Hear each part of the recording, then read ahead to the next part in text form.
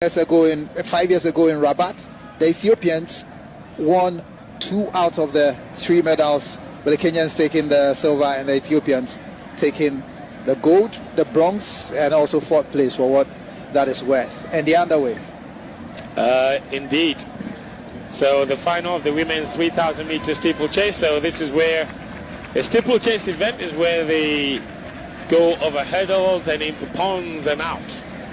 And as Sami said, it's always a tactical battle between the Kenyans and Ethiopians.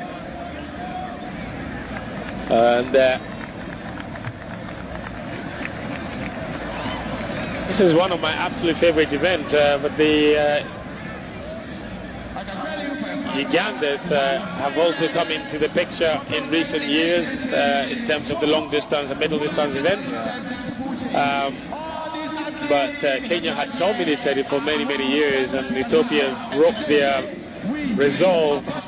Because for over 40 years the Kenyans have not been beaten in the steeplechase events. They completely dominated it, event after event, and especially at the African Games where they had a stranglehold on this particular event. And as you mentioned, tactical event, you can see already that Beatrice Chepkoech is running from the front, sitting at the front with the rest of them. And at this stage, you can't read too much into it. The Ethiopians will start bunching up very quickly and communicating with each other, and we expect the Kenyans to do the same. But the Ethiopians have been more effective with their teamwork. We saw yesterday that in every single one of the races, they ended up taking gold. So the Kenyans, who've already won 2 gold medals today, the second of which was won by the incredible Mary Moraa, with her accelerating finish in the 400 meters, would be looking at getting one on the Ethiopians in the distance races. Absolutely.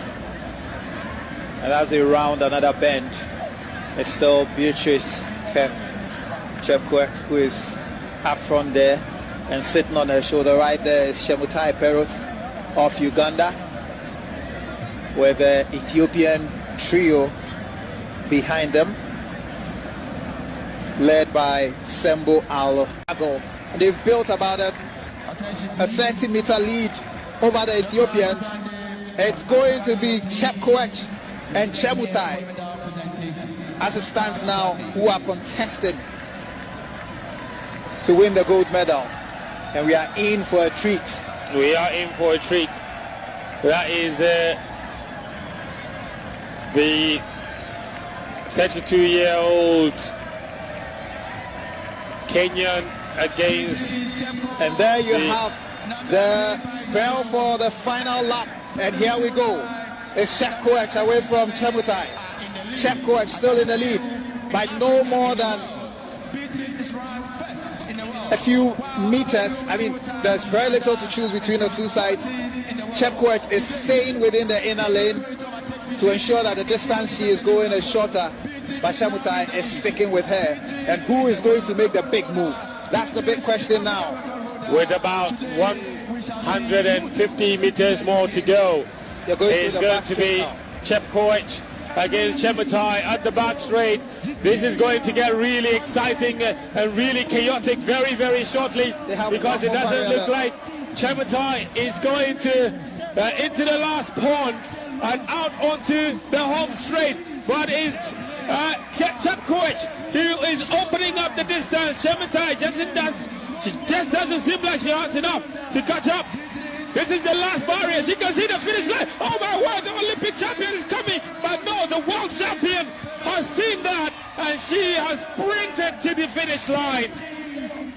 And I can tell you that that time is a game's record. 9 minutes 15.62 seconds is faster than the 9 minutes 32.99 seconds that Gosibori ran in Algiers on July 20th, 2007. It did look slow from the beginning, but in the end, it was the 2 champions shoulder to shoulder, with Chepkoech just having that second wind that Chemutai didn't have.